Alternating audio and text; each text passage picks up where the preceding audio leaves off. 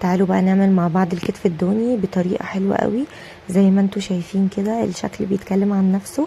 اللحمة طالعة مستوية ودايبة، ومش قادرة اقول لكم طعمها كان عامل ازاي. ما خدتش مني اي مجهود ولا وقفة كتير في المطبخ، بالعكس هم 5 أو 10 دقايق في التحضير وبس. كانت النتيجة كده زي ما انتوا شايفين. اول حاجة عملتها ان انا عملت فتحات كده بالسكينة في الكتف، وممكن تعملوا الوصفة دي باي قطعية من الدوني او اي لحمة، المهم يكون فيها نسبة دهون، وهتلاقوها برضو طالعة معاكم حلوة جدا. حطيت عليها بقى معلقة صغيرة مليانة من جوز الطيب، ودلكت كده اللحمة كويس بيها. انا بحب احط جوز الطيب الاول علشان الطعم كله ينزل في اللحمة.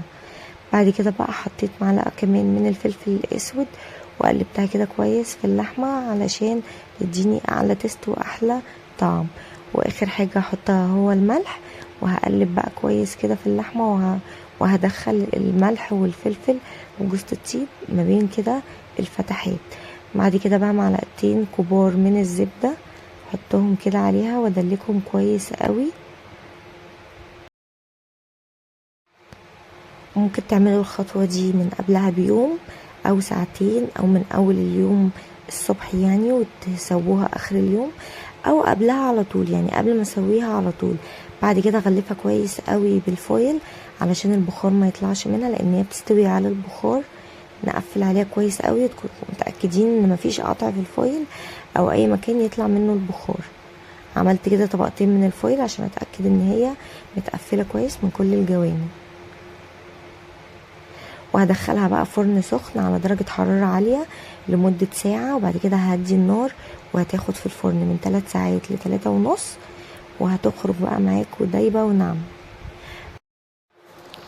بعد 3 ساعات لما اللحمة استوت، جبت معلقة كبيرة من الزبدة وعليها معلقة من العسل، دهنت بيها وش اللحمة، ودخلتها بقى تحت الشواية كده علشان تاخد لون حلو.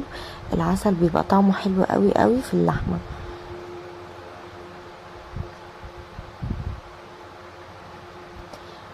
وبس كده خرجت بالشكل اللي انتوا شايفينه ده. عايزه اقول لكم شكلها وطعمها كان تحفه، لازم تجربوها بنفسكم عشان تحكموا. ما تنسوش بقى تجربوها وتقولي لي عجبتكم ولا لا. ولو عجبتكم ما تنسوش تعملوا لي لايك وشير، واشتركوا في قناتي على اليوتيوب، واشوفكم في فيديو جديد.